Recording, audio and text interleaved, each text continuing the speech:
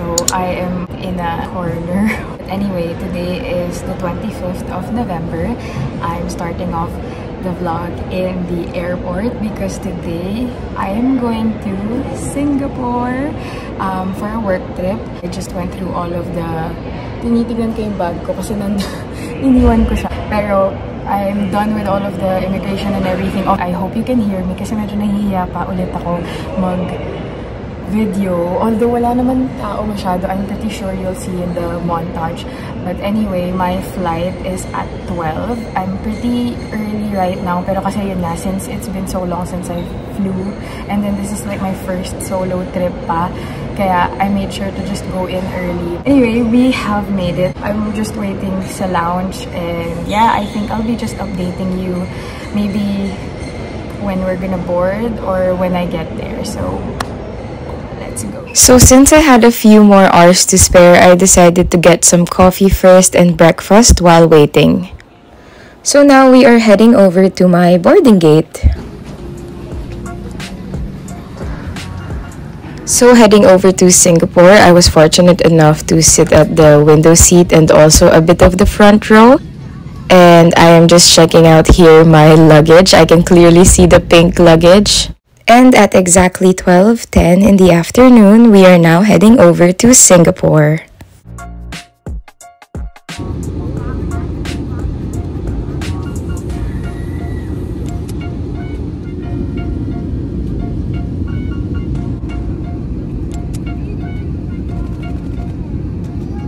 At this point, our arrival time was meant to be at 4:05, but we actually got here at 3:38 p.m. So here I am just waiting for my Grab heading to the hotel.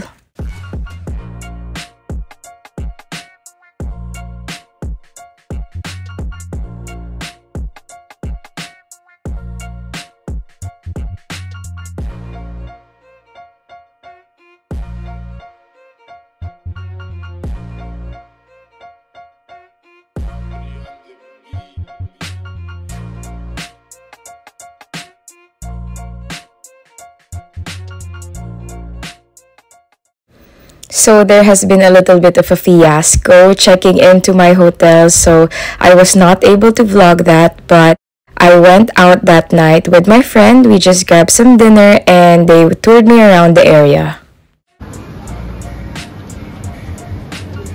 So after dinner, we explored more the area and I wanted to check out Sephora as well.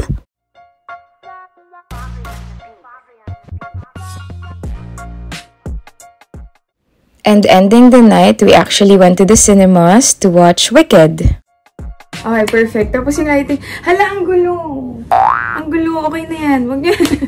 ang ganda nung setup. Kaya, buti na lang. Okay, I'm so glad about this window. Anyway, good morning. Today is the 26th of November. It is a Tuesday. I arrived yesterday, pero kasi, like, when I got to the airport and then to the hotel, everything was just like so hectic na, like the checking in and everything. Literally, hindi ko na finish yung vlog yesterday. I was able to go out and then take a few clips. So parang siguro I'll combine all of that. Well, you know what? I feel like by the time that I'm speaking, nakita nyo na yung first few clips. So yun na yun. The agenda of my whole trip actually is for work.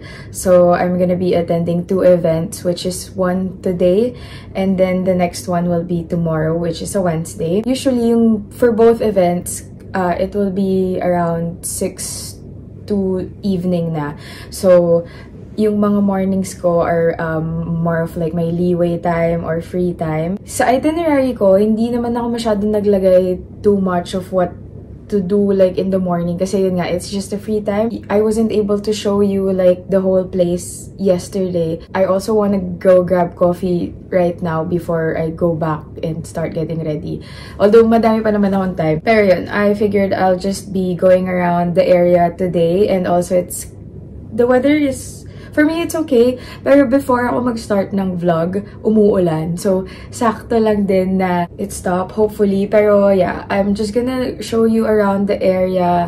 I also want to try like a cafe nearby na nakita ko last night. So that's where we're gonna go. It's super near my hotel. Yesterday, I met up with a friend. We had dinner and all. So medyo nagkaroon naman ako ng sense of comfort from all of the chaos from yesterday. So yun, we had dinner. Tas we were able to walk around. So feeling ko ngayon medyo may direction ako kung saan tayo pupunta. Pero at least much better kasi nga maaraw, makikita nyo. I'm just wearing like, I'm wearing like a tank top, a black tank top, cover up. Natayo na lang ako sa bed there. Lahat ng stuff na dinala ko here are like skirts, like short skirts with shorts inside. And then yung susuotin ko later, I'll show you later. It's like a modern Filipiniana top kasi yung event namin later is like business casual. Pero gusto ko talaga i-push yung Filipiniana. For tomorrow, it's like black tie. So that's also somewhat Filipiniana. So I'm just gonna show you in the vlog, probably the next vlog. Let's go grab coffee. Medyo nasana yung body ko na walang coffee. So feeling ko ngayon, kaya parang ang dami kong energy. Kasi I was like thinking, grabe yung pagod ko last night. Pero wala pa akong coffee now. Pero nasa good mood ako. Pero I'm excited to have coffee. Actually, sige, I'll show you na lang din now. Feeling ko, hindi na rin naman ako mag-like vlog ng haul or anything. My friend gave me coffee kasi he knows na I really like coffee. So, yesterday, he brought this. Parang local coffee daw here. So, this one is like, parang drip coffee, I think. Parang it's like in a tea bag.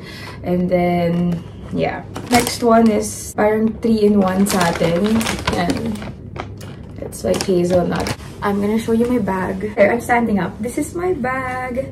It's so cute. If you've seen my Instagram or my TikToks, na-realize ko, ang hilig ko sa mga ganitong bags. Like yung mga jute, yung mga rattan, ganyan. Also, one tip, when for traveling na ginagawa ko is like, I try to just bring 1 or 2 bags na lahat ng clothes ko or lahat ng outfit ko will like sort of parang match the bag na rin, or the bag will like work well with all of the clothes that I'm gonna be wearing. So yeah, my cap. So I actually got this. I asked my friend to get it from me when she went to US. So yeah, that's how it's going to look like. Ang wala na lang talaga ako, which is alam ko naman na dapat kong dinala. Pero tinatamad na kasi ako kasi nga inisip ko, for one, feeling ko mag-grab lang ako na mag-grab. And legit, nag-grab nga lang ako nag-grab dito. Parang feeling ko ayoko i-risk na mawala. Wala akong dalang umbrella. So, nung umulan, medyo kinabahan ako. Pero ngayon naman wala. So, and also, yung pupuntahan natin, it's like literally in the area lang to may mga shade. But, yeah.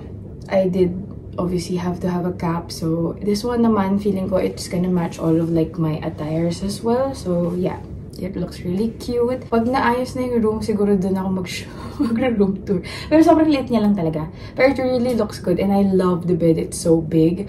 So let's go down. Ang dami kong sinabi sa clip na to. Legit, sorry na. Anyway, let's go down. Diyan kayo kanina. See, that's the, do. Ang saya. Kasi nagsistruggle pa akong maghanap ng place kanina. All of the time we spent together.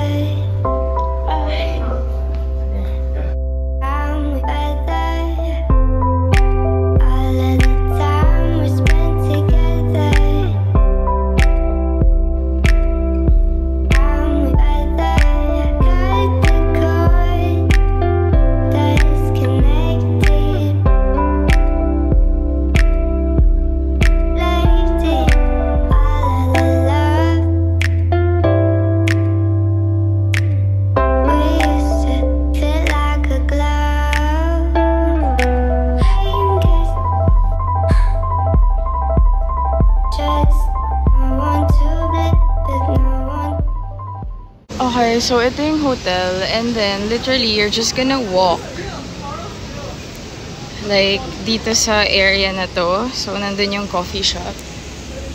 There's actually money exchange, cafes.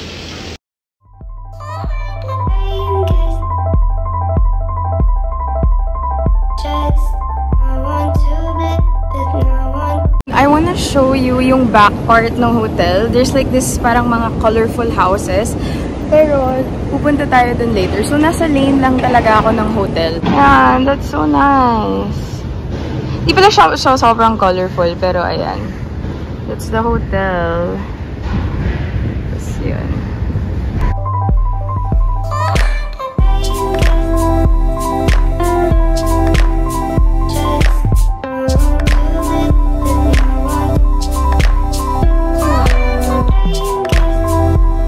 Within the premises of my hotel, there are a lot of free galleries that you can explore, so I decided to go around and check them out.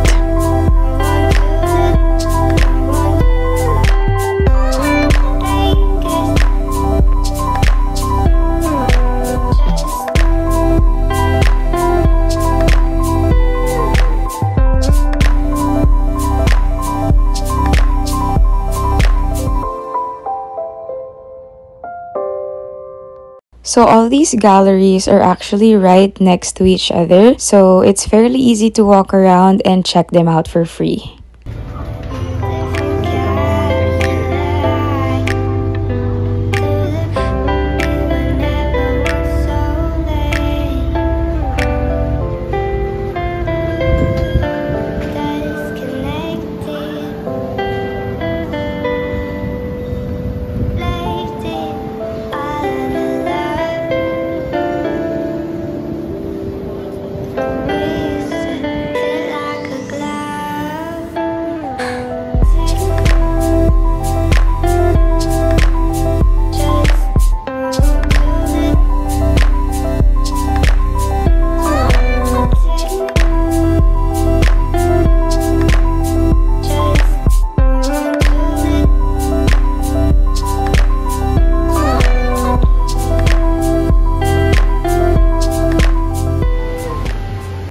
So after visiting the galleries, I decided to go grab some coffee and went to a nearby cafe called Hugs Collective.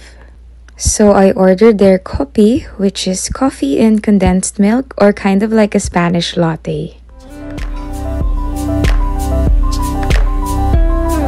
This is honestly so good, you guys. It's not too sweet and the coffee is so rich.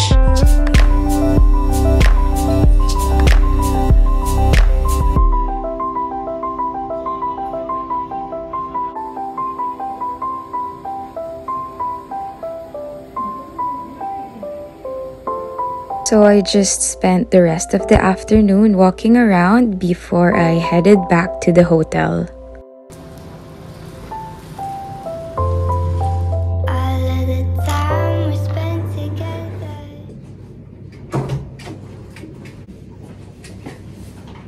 It's as if hindi ko naman sinet up yung camera, diba? Pero anyway, I just got home literally right now.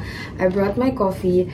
So, I really wanted to try Toast Box kasi sobrang lapit niya lang sa hotel. I think na-vlog ko yun. Pero ang daming tao, I don't know if nakita siya sa vlog. So, I ended up going to Hugs. Like brunch or, yeah, brunch or lunch. Kasi yung event ko is at 6 pa. Tapos, madami naman kasing food doon later. So, I just stopped by 7-Eleven. I got my chicken onigiri, chicken teriyaki onigiri. Parang kahit saan talaga, as long as I see this triangle thing, I'm really gonna get it. And I love chicken teriyaki, so I just got this one. And then, I got this cheese bread. Meron silang mga ganito. Tapos yung aisle nito, parang ang bilis niya naubos. So I was just curious, like, if it's gonna be good, ganyan. This is $1, $2, 4.4. So parang puro GCash card kasi yung gamit ko dito. So it's really okay kasi parang you can really use it with... Actually, sa lahat ng restaurants na ginamitan ko. Wala, bakit may tumutulo? Tumutulo ba? Anyway, sa lahat ng cafes or stores na pinuntahan ko, they accept GCash. Like, you just tap your GCash. Just gonna eat first and then I'm gonna get ready. Okay. Okay.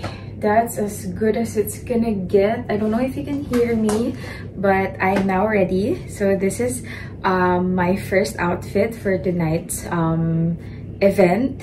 I don't know why, but like I'm just so excited kasi sobrang gusto ko talaga i-push yung modern Filipiniana. But I'm also just wearing some black slacks. I think that's as far as I can go. Ang katinong sa side. Pero, ayan. So, originally kasi, ang plan ko is like black din. Like all black, ganyan. Kasi nga, my heels are nude. So, these are the heels that I used nung exhibit. So, I feel like I'm gonna be comfortable in them. Kasi nung exhibit, I remember we had to like stand up the whole time wearing heels. Well, hindi siya required. It's just that for one event, we were all wearing like modern Filipiniana din and then heels, ganyan. Tapos naalala ko nung time na yun, hot pink pa yung parang, actually hindi nga siya, hindi ko alam kung Filipiniana yun, pero ang laki ng sleeves niya, so parang it could pass as modern Filipiniana. But this one though, it's locally made, and then, yun nga, like I ordered black, ang dumating, navy blue. But then in my head, it kinda works naman din, kasi parang, you know, it still works. So, parang it's fine, and then, yun nga, when I tried it on, parang it was like for me, ganito yung fit na gusto ko, yung parang it's not like sobrang fitted or whatnot. Although ganun naman kasi talaga yung style. Actually, typically hanggang dito siya. So, yung purpose din talaga for me was to like tuck it in. Yun talaga yung gusto ko. I did my makeup as well. I also curled my hair a bit. Yan. So, pero I'm holding on to my dear life for these curls kasi wala akong dalang hairspray at all. Yung hairspray ko, nasira siya. And also, alam ko kasi parang strict when it comes to mga ganon. So, I was just like, you know what, I won't risk it na lang. So, what I did was like, I washed up really early para sobrang na-dry na siya, parang lumabas na yung oil and everything. And I tried to curl it lang. Did my own makeup, obviously.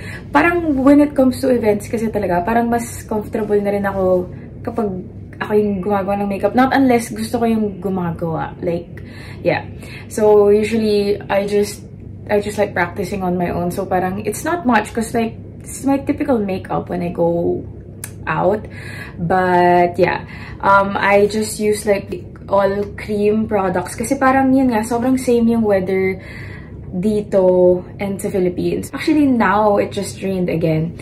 Pero yung event place kasi it's going to be in like near the embassy. It's in Eden Hall, so it's quite near the hotel as well. Kasi ang dami ko pang time actually to get ready and everything. But so far, here's my look. And also, wala na akong choice kasi meron talaga akong bag, like my small bag talaga ako. Tapos it's gonna match my shoes pa. Sige, I'll show you.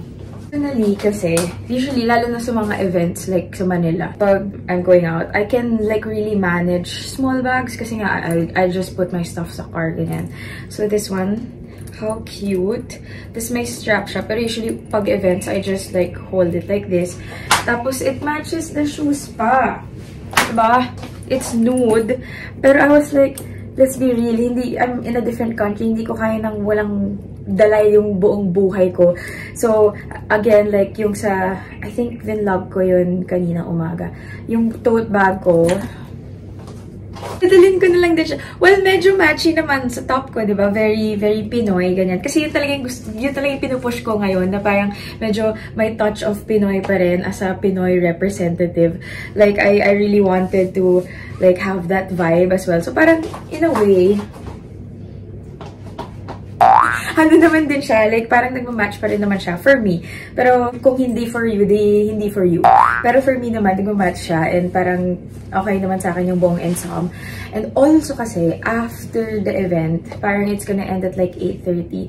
I'm gonna meet up with my friend again and we're gonna go to the Merlion. So what I know, medyo ano na to, OA na to wear there. And also, trust me, I wouldn't want to wear it because it's gonna be so hot. So, I'm gonna take it off. Tapos, I'll just change into rubber shoes. Kaya medyo bulky siya. Like, from there, okay, mukha lang siyang tote bag. Pero pagka ginanyan ko, ang laki niya. Usually, gusto ko flat lang siya. I have a rubber shoes here. Kasi sabi ko, para dun niya na lang din ako i-meet. And then, we'll just go straight to Merlion. And then, just go other places. But, yeah, this is my final look. I like the ensemble, and then tomorrow it's also gonna be another different attire, so I'm also excited for that. But this is how I look. This is the fit. And I will just probably update you when we get there. So, let's go.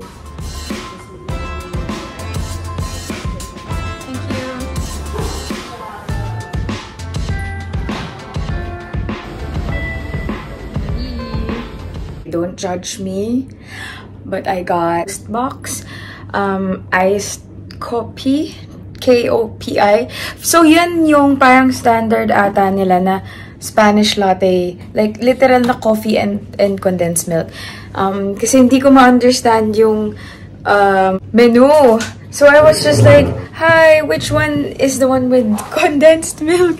So, wait lang. Hindi ko na i-ano yung tripod kasi nga nakakapagod na, tsaka aalis na din ako in a bit.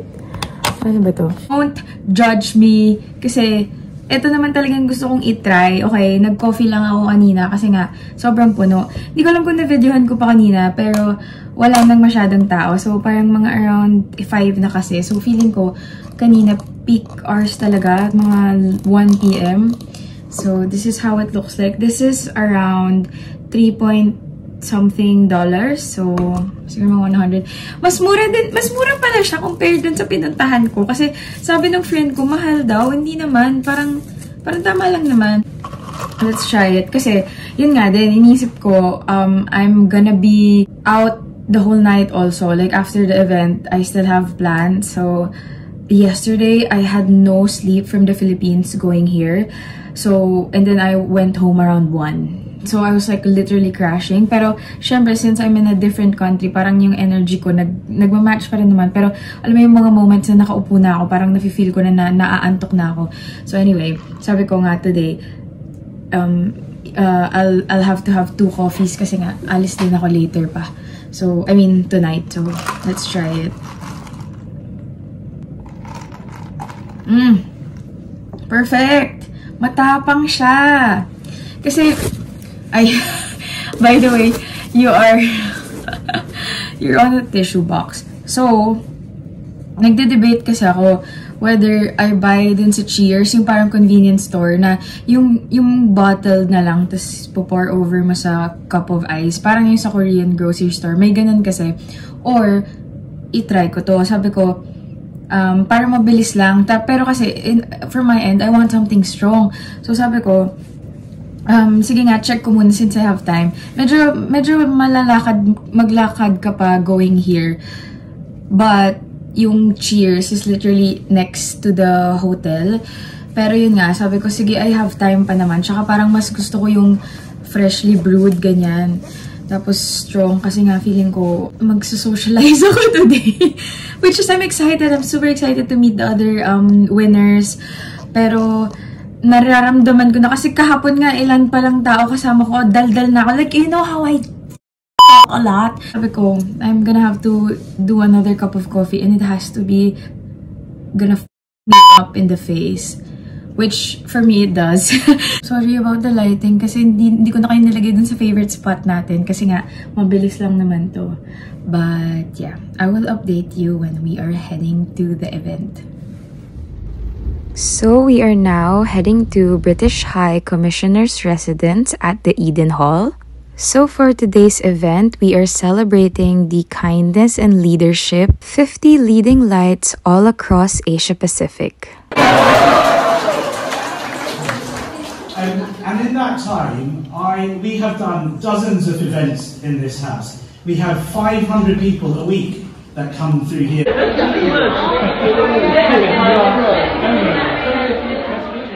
Aside from winning this category, it is truly an honor to meet so many inspiring, empowered, and beautiful women all across Asia Pacific. I will definitely hold this recognition and even this event very close to my heart, and to keep growing and continuously strive to be better every day. So after the event, I decided to meet up with my friends again and we headed over to CBD to check out the infamous Merlion.